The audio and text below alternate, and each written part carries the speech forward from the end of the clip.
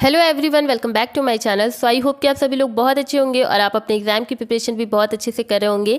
तो आज का जो हमारा न्यू टॉपिक है वो है टॉक्सिकोलॉजी का हैवी मेटल। ठीक है, तो बहुत लोगों का कमेंट भी आया था और इम्पॉर्टेंट भी है, तो मुझे पढ़ाना ही था। ठीक है, तो आज की जो वीडियो है वो ऑल अबाउट हैवी मेटल्स है, जिसमें हम लोग मेनली आज पढ़ेंगे लेड के बारे में। ठीक है, क्योंकि लेड जो है वो बहुत बार पूछा जाता है। एंड अब देखो भाई, लेड लीड, ठीक है, यू कैन से एनीथिंग। मेरा जो ऐसा एब्रीविएशन है वो लेड है, तो उसको थोड़ा सा इग्नोर कर देना। अगर इरिटेशन हो रही होगी तुम्हें लेड और लीड ऐसा सुनने में, तो प्लीज़ इग्नोर डैट, बट मैं लेड ही बोलती हूँ। ठीक है, अब देखो जो लेड है वो तुम्हारा बहुत ही ज़्यादा पूछा जाता है। ठीक है, बहुत ही ज़्यादा इस क्वेश्चन को पूछा जाता है कि इल इफेक्ट ऑफ तुम लेड बताओ, मरकरी बताओ। तो मरकरी का, आर्सेनिक का, कैडमियम का और भी कुछ है, 2-4 निकल का। ठीक है, इन सभी का हम लोग दूसरे वीडियो में पढ़ेंगे, बट आज हम लोग टोटल समझेंगे कि एक्चुअली में हमें क्यों ये हैवी मेटल के बारे में पढ़ना है, हैवी मेटल होता क्या है, और लेड से जितनी भी हम लोगों को दिक्कतें होती हैं, कहाँ कहाँ ये यूज़ होता है, ये सब के बारे में आज हम लोग पढ़ेंगे। Acute toxicity, chronic toxicity, all about. ठीक है, सब कुछ पढ़ेंगे। तो अगर चैनल पर न्यू है तो चैनल को सब्सक्राइब जरूर करिएगा। और हाँ, बीएससी थर्ड ईयर का सबसे ज़्यादा hard topic dose response relationship curve, पूरा का पूरा हैंड रिटन नोट्स सब कुछ अपलोड हो चुका है। वेट मत करो, चैनल को सब्सक्राइब करो, फ़ायदा उठाओ उन वीडियोस का, क्योंकि फिर बाद में पछताओगे कि मुझे किसी ने बताया ही नहीं कि साइंस वाली दीदी इतना अच्छा पढ़ाती हैं। ठीक है, तो इसीलिए प्लीज़ आप लोग फ़ायदा उठाइए उन वीडियोस का और जा करके देखिए। प्लेलिस्ट मिल जाएगी आपको टॉक्सिकोलॉजी की, डिस्क्रिप्शन बॉक्स में भी लिंक दे देंगे, and you can visit my channel also. सबसे पहले हैवी मेटल समझते हैं होता क्या है। देखो, heavy metals are generally defined as metals with relatively, अब यहाँ से डैश मतलब इसको मैं हाईलाइट कर रही हूँ, high density, atomic weight and atomic number. ठीक है, तो हैवी मेटल सबसे पहले क्या होते हैं ये समझो कि हैवी मेटल्स ऐसे मेटल्स होते हैं जिनकी डेंसिटी हाई होती है। ठीक है, जिनका एटॉमिक वेट हाई होता है और जिनके एटॉमिक नंबर हाई होते हैं। तो अगर आपने पीरियोडिक टेबल पढ़ा है तो आप जानते हो कि ऐसे जब 118 एलिमेंट्स होते हैं, यू ऑल नो। ठीक है, तो उसमें से जो लास्ट वाले एलिमेंट्स होते हैं they are none as heavy metals. ठीक है, लाइक हमने जो hydrogen, helium, lithium, beryllium, boron, carbon, nitrogen, oxygen, fluorine, neon, sodium, magnesium, aluminium, silicon, phosphorus, sulphur, chlorine, argon, potassium, calcium, scandium, titanium, vanadium, chromium, manganese, iron, cobalt, nickel, copper, zinc, ये अभी 30 तक हुए। इसी तरह 118 भी होते हैं। ऑल आई कैन से कि मुझे पूरा का पूरा 118 पूरे एलिमेंट्स मुझे लर्न है, और मैं सोच रही थी कि यूज़ कहाँ करूँ। आज थोड़ा सा यूज़ कर लिया मैंने। ठीक है, तो 118 में जैसे आपने बहुत सारे मेटल्स के नेम सुने होंगे, जैसे हो गया आयरन, कोबाल्ट, जिंक, फिर रुथेनियम सुना होगा, सिल्वर, इंडियम, ये सभी के सभी क्या होते हैं, मेटल्स होते हैं जो कि हैवी मेटल्स होते हैं। अगर इनमें भी हम बात करें तो आयरन, कोबाल्ट एंड जिंक जो होंगे वो आपके टिपिकली ना मतलब ये एसेंशियल न्यूट्रिएंट्स प्रोवाइड करते हैं। ठीक है, एसेंशियल न्यूट्रिएंट्स प्रोवाइड करते हैं, तो ये हमारे लिए नेसेसरी है, ये हमें चाहिए। ठीक है, अब बात करते हैं रुथेनियम, सिल्वर एंड इंडियम, ये भी सब हमें चाहिए। ठीक है, ये भी सब हमें चाहिए, लेकिन हम हमेशा ही अपनी वीडियो में आपको बोलते हैं कि अति किसी चीज़ की भी अच्छी नहीं होती है। ठीक है, बहुत ज़्यादा कोई चीज़ अच्छा नहीं होता है, सब चीज़ बैलेंस्ड वे में होना चाहिए। तो ये जब तक आप बैलेंस्ड वे में मिनिमम अमाउंट में यूज़ करोगे, ये बहुत ही अच्छा है, एसेंशियल न्यूट्रिएंट्स प्रोवाइड करेंगे हमारे प्लांट्स को या हमें। ठीक है, लेकिन जहाँ इनका बहुत ही ज़्यादा एक्सेसिव इनका यूज़ होने लगेगा तो ये डिफरेंट तरीके की बीमारियाँ आप लोगों के अंदर पैदा करेंगे। ठीक है, अब देखिए, but can be toxic in large amount as I said. ठीक है, और certain forms other heavy metals such as, अब कुछ और भी हैं जो कि सबसे ज़्यादा अगर उनका यूज़ हम बहुत ही ज़्यादा मतलब मात्रा में कर दें तो वो सबसे ज़्यादा टॉक्सिक होते हैं। टॉक्सिक क्या होते हैं, जहरीले होते हैं, जो कि हमारी बॉडी को ख़त्म करने के कगार पे ला सकते हैं। कौन कौन से मेटल हैं, मरकरी हो गया, लेड, मरकरी और लेड इज़ हाईली पॉइजनस। ठीक है, मरकरी कहाँ मिलता है, मरकरी आपने थर्मोमीटर देखा होगा, तो थर्मोमीटर का जो छोटा सा पार्ट होता है वहाँ पर आपको मरकरी देखने को मिल जाएगा, फिगर में आपको दिखाई दे रहा होगा।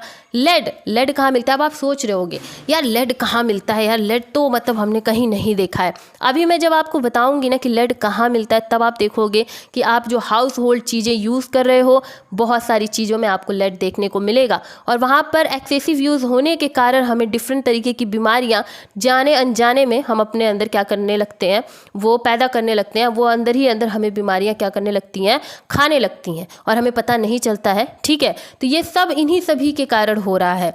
तो हैवी मेटल समझ में आया। और हम पढ़ क्यों रहे हैं, मेन बात ये है भाई, मुद्दा ये है कि हम पढ़ क्यों रहे हैं भाई। जब हमें यही नहीं पता होगा कि हैवी मेटल्स क्या होते हैं, हैवी मेटल्स क्या बीमारियां कॉज करते हैं, तो हम उनका कोई भी दवा कैसे बना पाएंगे। टॉक्सिकोलॉजी क्या है? टॉक्सिकोलॉजी एक स्टडी है जहाँ पर हम डिफरेंट तरीके के मेडिसिन्स, डिफरेंट तरीके के ड्रग्स, थेरापेटिक हो सकते हैं, नॉन थेरापेटिक हो सकते हैं, इन सभी का पढ़ाई करते हैं। उनसे हम मतलब सभी बीमारियों से लड़ने के लिए हम उनसे दवाइयाँ मतलब बनाते हैं। जितने भी जहरीले चीज़ें हम उनके बारे में पढ़ते हैं। Toxicology is all about that. और हम क्यों पढ़ेंगे निगेटिविटी के बारे में? निगेटिविटी के बारे में हम इसलिए पढ़ेंगे क्योंकि हम उसे ओवरकम करें और उसे पॉजिटिविटी में बदलें। ठीक है, बदले नहीं तो एटलीस्ट उसके अगेंस्ट हम ऐसा चीज़ करें कि पॉजिटिविटी नेचर बन पाए। तो इसीलिए हैवी मेटल्स के बारे में हम पढ़ रहे हैं कि अगर हमें पता चलेगा कि ये हैवी मेटल्स क्या क्या कैसे कैसे कॉज करते हैं, सो डैट हम इसके लिए आगे चल कर के दवा बनाएंगे और ये हमारे लिए यूज़फुल होंगे। समझ में आया? नाउ देखो, heavy metals are found naturally in the earth. अब अर्थ में ये नेचुरली पाए जा रहे हैं, प्रकृति ने हमें ये हैवी मेटल्स दिए हुए हैं। अब प्रकृति ने दिए हुए हैं तो इसका मतलब ये नहीं कि आप अति लिए जा रहे हो उससे। ठीक है, आप अति उसका यूज़ किए जा रहे हो, एक्सेसिव यूज़ किए जा रहे हो। ठीक है, तो अर्थ से ही हमें मिलता है। ये ऐसा नहीं है कि ये कहीं और से कोई और हमें एक्सपोर्ट कर रहा है हैवी मेटल, कोई और कंट्री। नहीं नहीं, ये हमारे ही अर्थ से हमें मिलता है, हर एक कंट्री में मिलता है। कहीं कुछ ज़्यादा मिलेगा, कहीं कुछ कम मिलेगा, कहीं कोई मेटल जो होगा वो बहुत ज़्यादा मिलेगा, कहीं कोई मेटल कम मिलेगा। तो ये सब हमें अर्थ ही दे रहा है। ठीक है, लेकिन देने का क्या मतलब कि तुम एकदम मतलब एक्सेसिव लेने लगोगे, तो नहीं, ये गलत बात है। ठीक है, तो अर्थ जो है वो आपको नेचुरली हैवी मेटल्स देते हैं, जो कि कंसंट्रेटेड फॉर्म में भी हो सकते हैं और मतलब आपके डाइल्यूट फॉर्म में भी हो सकते हैं। अब देखो, ये बहुत ज़्यादा यूज़ होने के मतलब इनका यूज़ होने की वजह से ह्यूमन के ऊपर भी बहुत ज़्यादा जो ह्यूमन एक्टिविटीज़ होती हैं उस पर भी बहुत इम्पैक्ट पड़ता है। और अगर ये एंटर करते हैं हमारे प्लांट, एनिमल या ह्यूमन टिश्यू में, तो ये मतलब डाइट के अनुसार, डाइट अगर कोई मतलब खाने पीने किसी भी वजह से अगर प्लांट में गया तो उसको हमने कंज्यूम किया, हमने खाया, तो हमें मतलब कोई बीमारी होगा, वो हमारे अंदर चला गया, लेड हो गया या मरकरी। ठीक है, तो इसी तरीके से अगर हमारे अंदर जाता है तो ये हमारे बहुत सारे वाइटल सेलुलर कंपोनेंट्स को इंटरफेयर करेगा और उससे ख़राब करने की कोशिश करेगा। समझ में आया heavy metal? Now heavy metals क्या होते हैं भाई, कितने तरह के होते हैं पहले यहाँ देखो। मेटल्स हैविंग, ये मैंने शॉर्ट नोट्स के टाइम मतलब तरह से बनाया है कि आपको समझ में आ जाए और आप इसे नोट कर सकते हो कि जो मेटल्स होते हैं उनकी हाई डेंसिटी होती है, एटॉमिक वेट होता है और एटॉमिक नंबर हाई होता है। एग्जाम्पल क्या है? एग्जाम्पल है कैडमियम, ऑर्गन, पैलेडियम और फिर mercury and copper and etcetera. ठीक है, ये हो गया आपका ऑर्गन। ठीक है, और ये हो गया आपका कैडमियम एंड दिस लेड जिसका नाम है पीबी, एंड आई थिंक कि पीबी को प्लम्बम बोलते हैं, आई थिंक सो। ठीक है, इसी से नाम लिया गया है पीबी। ठीक है, वरना और भी आप लोगों ने देखे हैं नेम, जैसे ऑर्गन का ही ले लो, तो ऑर्गन में हमने देखा, ऑर्गन में देखा कि भाई AR को ही हमने सिंबल बना दिया, तो लेड में तो LE को लेना चाहिए, बट नहीं, LE नहीं लिया हमने पीबी लिया क्योंकि प्लम्बम इसका नाम था। ठीक है, HG मरकरी होता है एंड आई थिंक इसका नाम हाइड्रागायरम है। ठीक है, हाइड्रागायरम H और G लिया गया है। ठीक है, एंड कैडमियम का CD। तो ये चीज़ें आपको समझ में आ गया। नाउ ये हाईली टॉक्सिक होते हैं हमारे माइक्रो ऑर्गेनिज्म के लिए। पोटेंशियल सोर्स जो होता है हैवी मेटल का, आप कहाँ से हमें हैवी मेटल्स मिल सकते हैं? तो फर्स्ट ऑफ ऑल तो भाई माइनिंग करोगे, भाई हैवी मेटल निकाल रहे हो तभी तुम्हें हैवी मेटल मिलेंगे। टेलिंग करोगे या फिर इंडस्ट्रियल वेस्टेज, जो इंडस्ट्रीज से मान लो कि तुमने देखा होगा ऐसे बहुत सारी इंडस्ट्रीज़ का डेवलपमेंट हुआ रहता है और उसके अगल बगल में ना ऐसे आपको यहाँ से बहती हुई नदी मतलब दिखाई देती है, ऐसे रिवर बह रही है। ठीक है, तो अब क्या होता है कि ये जो इंडस्ट्रीज़ होती हैं ये अपना तो काम ऐसे पूरा करती हैं, हैवी मेटल का काम इन्होंने किया एंड लास्ट में फिर इसमें डंप कर देती हैं। ठीक है, इसी में ये हैवी मेटल्स को गिरा देती हैं। फिर अब ये जो है पानी, ये कहाँ तक जाता है? अब पानी कहाँ तक जा सकता है आप थोड़ी अंदाज़ा लगा सकते हो। तो वहाँ से फिर ये बहुत ज़्यादा दूसरों के घरों में जाएंगे, मिट्टी में जाएगा तो प्लांट को अफेक्ट करेगा, प्लांट को अफेक्ट करेगा तो भाई हमें अफेक्ट करेगा। ठीक है, उसके बाद एग्रीकल्चरल रन ऑफ। ठीक है, एग्रीकल्चर में जितने भी हमने पेस्टिसाइड देखा है, हर्बिसाइड देखा है, वीडिसाइड देखा है, तो इन सभी में भी तो सभी के सभी ये हैवी मेटल्स ही पाए जाते हैं।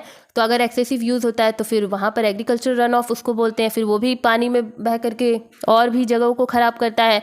फिर ऑक्यूपेशनल एक्सपोजर, ठीक है, मतलब कि कहीं कभी ऐसा होता है कि आप कुछ बन रहा होता है, कोई साइंटिफिक रिसर्च चल रही होती है, तो ऑक्यूपेशन मतलब कि जहाँ ऐसे मतलब एक प्लानिंग प्लॉटिंग के साथ किसी हैवी मेटल के साथ कुछ किया जाता है, तो उसके एक्सपोजर के चक्कर में दूसरे जगह भी मतलब हो जाते हैं उससे अफेक्ट। और फिर ट्रीटेड टिम्बर, ठीक है, तो ये आपका हो गया कि कहाँ से आपको मिलता है। अब ये मैंने बनाया था ये मैंने बनाया था शॉर्ट नोट के लिए कि आप इसको ना, जैसे इसको शॉर्ट नोट कर लेना, जो भी ऐसा स्टिकी नोट्स होता है उस पर लिख लेना कि ये तुम्हें याद रहे, ठीक है। अब देखो लेड के बारे में हम पढ़ने वाले हैं आज हम लोग बस लेड के बारे में पढ़ेंगे, क्योंकि हैवी मेटल को डिस्क्राइब करने में बहुत ज़्यादा टाइम चला गया। लेड क्या है, देखो, lead widely used in commercial products because of its physical properties and relative chemical inertness. अब मैं आपको बता रही हूँ कि लेड यूज़ कहाँ होता है। देखो लेड जो होता है वो कॉमर्शियल प्रोडक्ट्स में यूज़ होता है, जैसे कि हमारे पेस्टिसाइड्स मतलब इंसेक्टिसाइड्स हो गए। इंसेक्टिसाइड्स में आपको बहुत ज़्यादा लेड देखने को मिलेगा। इंसेक्टिसाइड क्या होता है, कीटनाशी, ठीक है, जितने भी कीड़े मारने वाली दवा होती है। अब कीड़े मारने वाली दवा वो नहीं जो तुम पेट में खाते हो और तुम्हारे पेट के कीड़े मर जाते हैं, वो वाली कीड़े मारने वाली दवा नहीं। जो तुम्हारे प्लांट्स में डिफरेंट टाइप के पैथोजन होते हैं, बैक्टीरिया, वायरस, फंजाई, इन सभी को मारने के लिए जो छिड़काव किए जाते हैं, जो स्प्रे किए जाते हैं, उन्हें हम क्या बोलते हैं, पेस्टिसाइड या फिर इंसेक्टिसाइड। तो उनमें लेड का बहुत ज़्यादा यूज़ होता है। फिर ऑइंटमेंट जैसे कि तुम्हें स्किन पे कोई बीमारी हुई है वहाँ लगाना है, तो उन ऑइंटमेंट्स में लेड का यूज़ किया जाता है। और बेवरेजेस मतलब कि कॉफ़ी हो गया, कॉफ़ी तो छोड़ो, तुम जितने भी ये Coca Cola, Pepsi, Fanta, Sprite ये सब पीते हो, इसमें भी लेड का बहुत ज़्यादा यूज़ किया जाता है, ठीक है। तो आप समझ में आया, ये तुम्हारे डेली यूजेस के समान है। और देखो The chief source of lead to water are the effluent of lead processing industries। तो हमने बताया कि इंडस्ट्री से सबसे ज़्यादा बाहर निकलता है हमारा जो भी पॉइजनस मेटल्स होते हैं, वो सबसे ज़्यादा उन्हीं के कचरों की वजह से हमारे नेचर में फैलता है, ठीक है। इन सम पाइप्स, कुछ पाइप्स में भी लेड का यूज़ होता है एज अ स्टेबलाइज़र। देखो ये लेड जो है, यहाँ जो पाइप है इसमें लेड का यूज़ हुआ है। They may contaminate the water flowing through it. तो यहाँ पर क्या होता है कि देखो ये जो पाइप है, अब इसको फिक्स करना है, तो ये जो पाउडर है ये एक्चुअली में तुम्हारा लेड है, ठीक है, जो कि स्टेबलाइजर मतलब स्टेबल कर देता है। अब इस पाइप पे ये लगेगा तो अब ये स्टेबल हो जाएगा, तो ये चीज़ हमारी लेड है, ठीक है। अब ये जो है, मान लो कि यहाँ पर ये लगा है, ठीक है, यहाँ से पानी आ रहा है, मान लो कि इस पाइप में से अंदर से पानी आ रहा है, तो जो पाउडर तुमने यहाँ चिपकाया है वो उस पानी के कांटेक्ट में आया, तो धीरे धीरे करके तुम लेड वाला ही तो पानी पी रहे हो ना। तो अगर यही एक्सेसिव होने लगेगा तो तुम्हें डिफरेंट तरीके की बीमारी हो जाएगी, ठीक। अब देखो लेड जो है वो हाईली पॉइजनस मेटल है। क्या है, हाईली पॉइजनस मेटल है, ठीक है, हाईली पॉइजनस मेटल है। वेयर इनहेल्ड, अगर आप वेदर इनहेल मतलब आप इसको इनहेल करो, सांस के द्वारा आप अंदर लो, स्वेलोड अफेक्टिंग, खा लो लेड को तो भी वो उतना ही पॉइजनस है, सांस के द्वारा लो तो भी वो उतना ही पॉइजनस है। Almost every organ and system in the human body at airborne level, it is immediately dangerous to life and health that is mostly absorbed into the blood stream. ये कहाँ एब्जॉर्ब होता है, ये ब्लड स्ट्रीम में, जो तुम्हारे शरीर में खून बह रहा है ना, वहाँ जा करके ये एब्जॉर्ब हो जाएगा, ठीक है। The primary cause of its toxicity is to pre dilation of interfering with the proper functioning of enzyme और mimicking and displaying other metals which act as co-factor in many genetic reaction। होता है क्या है, सुनो, lead अगर तुम्हारे अंदर गया, ठीक है, तुम्हारे खून में चला गया, एब्जॉर्ब होने लगा, क्या करता है कि मान लीजिए लेड तुम्हारे ब्लड में गया, मान लो तुम्हारे ब्लड स्ट्रीम में गया, जो भी ब्लड फ्लो कर रहा है, खून तुम्हारे बॉडी में फ्लो कर रहा है, वहाँ पहुँचा और एब्जॉर्ब हुआ। क्या करेगा कि जो तुम्हारे मतलब रिएक्शंस होते हैं, तुम्हारे जेनेटिक रिएक्शन हो गए या डिफरेंट तरीके के तुम्हारे अंदर मेटाबॉलिज्म होते हैं, वहाँ पर तुम्हारी बॉडी में भी मेटल्स प्रेजेंट होते हैं और वो जो मेटल्स होते हैं वो को फैक्टर की तरह यूज़ होते हैं, ठीक है। तो मान लो तुमने रिसेप्टर पढ़ा होगा, ठीक है, रिसेप्टर बाइंडिंग जो होता है साइट तुमने पढ़ा होगा। एक होता है तुम्हारा एक्टिव साइट, ठीक है, एक होता है तुम्हारा एक्टिव साइट और यहाँ पर होते हैं receptor target site. I think कि यहाँ पर होते हैं रिसेप्टर टारगेट साइट, जहाँ पर तुम्हारे को फैक्टर्स जो होते हैं, ठीक है, को एंजाइम जो होते हैं वो जा कर के यहाँ पे जुड़ते हैं, ठीक है, आगे की मेटाबॉलिज्म के लिए, ठीक है, आगे की मेटाबॉलिज्म के लिए। तो ये लेड क्या करता है कि तुम्हारे ब्लड में गया, तुम्हारे खून में गया, ठीक है। अब ये होगा, मान लो कि मैं इसको दूसरे कलर से बना रही हूँ, ठीक है, मेरे ना ऐसे फीलिंग को समझना, ठीक है, मैं बोलना क्या चाह रही हूँ कि ये रहा तुम्हारा लेड, ठीक है, ये तुम्हारा ब्लू कलर का है, ठीक है, ये ब्लू कलर का है, और जो तुम्हारा को फैक्टर है वो रेड कलर का है। तो ये बहुत रंग बदलू होता है, लेड जो है वो गिरगिट होता है, रंग बदलू होता है।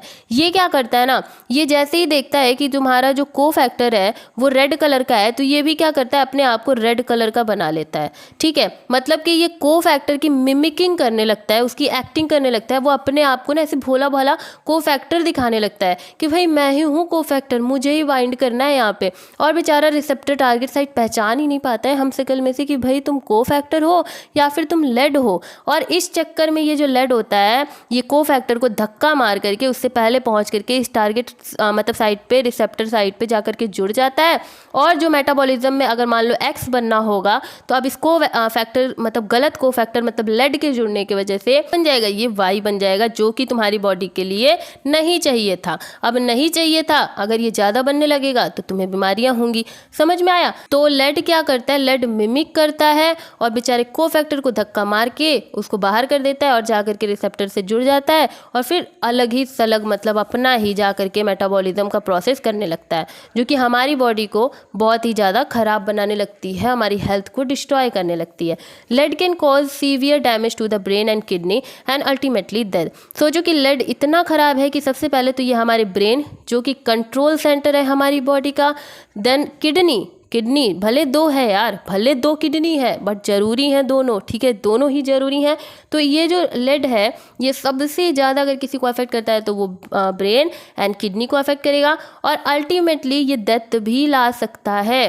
क्या ला सकता है? डेथ भी, इंसान मर भी सकता है अगर उसके अंदर ज़्यादा से ज़्यादा लेड का एक्यूमुलेशन हो गया। लेड अगर वहाँ पर जा करके क्या करने लगा, एक्यूमुलेट, इकट्ठा होने लगा। By mimicking calcium lead can cross the blood brain barrier to degrade the myelin sheath of neuron, reduces their number, interfere with neurotransmission route and decrease the neural growth। Lead देखो, lead जो है ये calcium की mimicry करने लगता है, इसी की तरह अपने हाव भाव चेंज कर लेता है और जहाँ जा कर के कैल्शियम को काम करना चाहिए वो धोखाधड़ी जा कर के लेड घुस जाता है और वहाँ काम करने लगता है। देखो क्या करता है कि लेड जो है वो कैल्शियम की जगह पे ब्लड के अंदर जाता है, ब्लड के द्वारा वो ब्रेन के अंदर जाता है, वहाँ की जो न्यूरॉन होती है उनकी जो माइलिन शीथ होती है उनके नंबर को कम करने लगता है और जब उनको कम करता है तो जो न्यूरो ट्रांसमिशन रूट्स होती हैं उनमें इंटरफेरेंस होता है, मतलब बिगड़ने लगता है सारा का सारा काम और जो न्यूरल ग्रोथ होती है वो कम हो जाती है। और जब न्यूरल ग्रोथ ही नहीं होगी तो तुम्हारे बॉडी में ग्रोथ क्या ही होगी? जब तुम्हारे अंदर नर्व की ग्रोथ नहीं होगी तो तुम्हारे अंदर क्या बॉडी की ग्रोथ होगी? समझ गए? तो इस तरीके से ये मिमिक्री करके बताओ, कैल्शियम की मिमिक्री करके पहुंच गया, बेचारा कैल्शियम तो रह गया, ठीक है। तो इस तरह मिमिक्री करके ये क्या करते हैं, पूरी की पूरी बॉडी को डिस्ट्रॉय कर देते हैं। Symptoms of lead poisoning includes in nephropathy.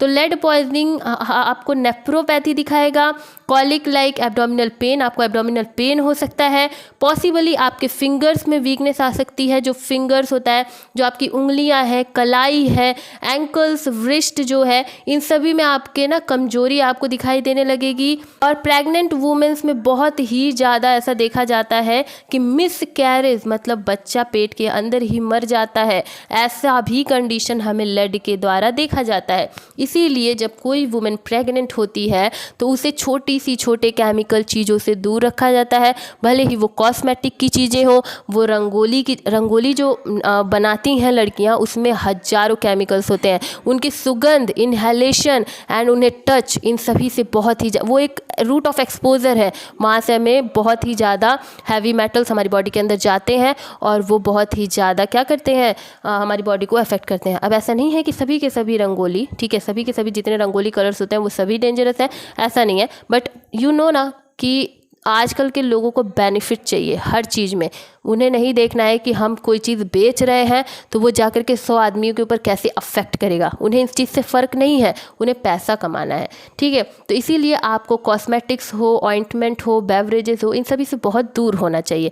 पियो, मैं ऐसा नहीं बोल रही हूँ कि कोका कोला, मिरिंडा ये सब छोड़ दो यार, स्प्राइट, लेकिन 30 के 30 दिन मत पियो, एक दिन पी लो, 2 दिन पी लो, ठीक है। तो इससे तुम ही बचे रहोगे ना। देखो early childhood exposure has been linked with an increased risk of sleep disturbance and excessive day time sleepiness.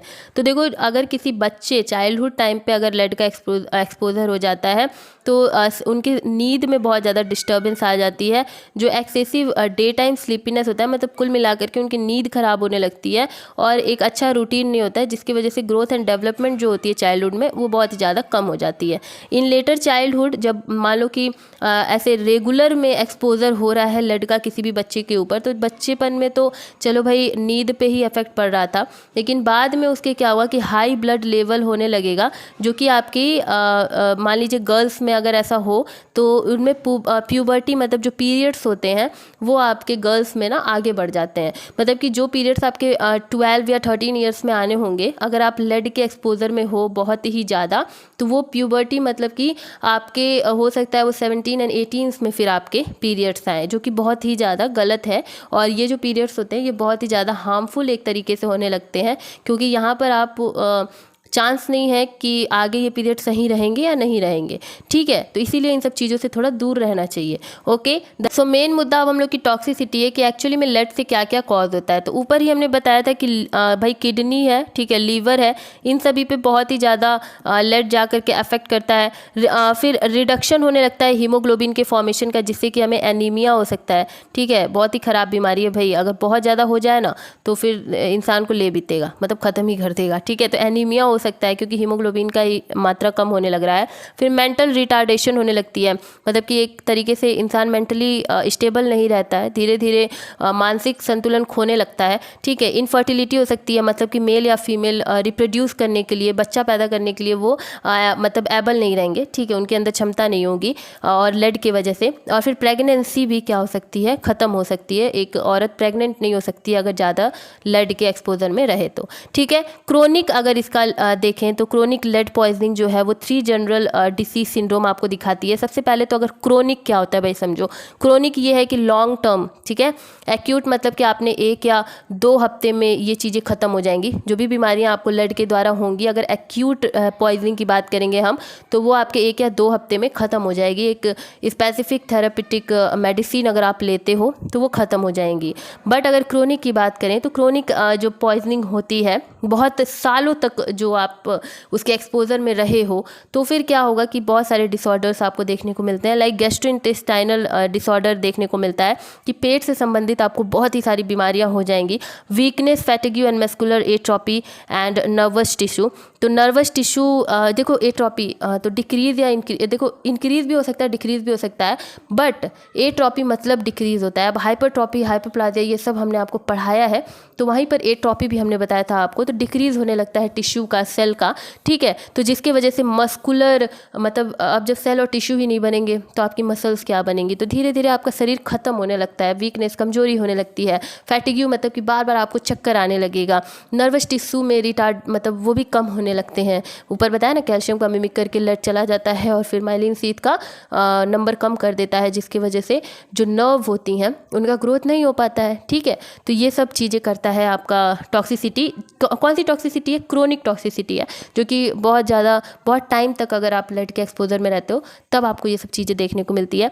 Lead जो है वो एब्डोमिनल पेन भी अराइज कर देता है, मतलब पेट का दर्द भी, वोमिटिंग मतलब कि उल्टी जैसा होना, डायरिया मतलब कि बार बार आपको वॉशरूम जाना पड़े, फिर ओलिगोरिया, कोलैप्स एंड कोमा में भी आप जा सकते हो। There is an inflammation in gastrointestinal tract, mucosa and degeneration. तो वही है गैस्ट्रोइंटेस्टाइनल चीज़ आप याद रखना है कि यहाँ पर सबसे ज़्यादा प्रॉब्लम होती है लेड पॉइजनिंग। तो क्रोनिक लेड पॉइजनिंग से अभी तक हम लोगों ने देखा कि सिम्टम्स क्या क्या है, लेकिन अब हम ये देखेंगे कि पॉइजनिंग कितने स्टेजेस में होते हैं। तो देखो 3 स्टेजेस आपको क्रोनिक में दिखाई देता है। एक होता है अर्ली स्टेज, एक एडवांस स्टेज और एक final severe stage. Early stage में आपको थोड़े बहुत सिम्टम्स दिखाई देंगे जो कि माइनर होंगे, आप उन्हें कंट्रोल कर सकते हो। एडवांस में आप थोड़ा सा अनकंट्रोल होने लगेगा और फाइनल सीवियर स्टेज में आपकी डेथ हो सकती है, ठीक है। तो ये चीज़ें आप याद रखना। अब देखो अर्ली स्टेज में जो होता है कि लॉस ऑफ एपेटाइट, आपका ना शरीर एक तरीके से वजन खोने लगेगा, ठीक है, एकदम ही खोने लगेगा और आपको भूख नहीं लगेगी। जब भूख नहीं लगेगी तो वजन खत्म होने लगेगा, वेट लॉस हो जाएगा, ठीक है। कॉन्स्टिपेशन मतलब कि आपको जब आप खाना ही नहीं खाओगे वेट लॉस होगा, तो फिर ऑब्वियसली बात है कि भाई कॉन्स्टिपेशन होना ही है, ठीक है। तो और इरिटेबिलिटी, अब देखो कॉन्स्टिपेशन क्या है भाई कि पॉटी नहीं होगी आप लोगों की, ठीक है, क्योंकि भाई आप लॉस मतलब वेट लॉस हो रहा है, खाना नहीं खा रहे हो, तो फिर पॉटी कहाँ से होगी, ठीक है, तो ये होने लगेगा। फिर इरिटेबिलिटी, अब जब कुछ तुम्हारे अंदर चल ही नहीं रहा है, कुछ बॉडी पार्ट फंक्शनिंग अच्छे से हो ही नहीं रही है, तो तुम इरिटेट हो गए, इरिटेबिलिटी होने लगेगा। ओकेजनल वोमिटिंग, उल्टी जैसा मन करेगा आपका। फैटिग्यू मतलब चक्कर आएगा, खा पी नहीं रहे हो तो चक्कर ही तो आएगा ना। वीकनेस मतलब कमजोरी होने लगेगी। और जो लेड गम आपका जो है, जो आपके दांतों में जो लेड की लाइंस होती है जो कि नेचुरली है, उसमें भी दिक्कत होने लगेगी। और एनीमिया, ठीक है, क्योंकि हीमोग्लोबिन का नंबर कम कर देगा तो एनीमिया की भी बीमारी होने लगेगी।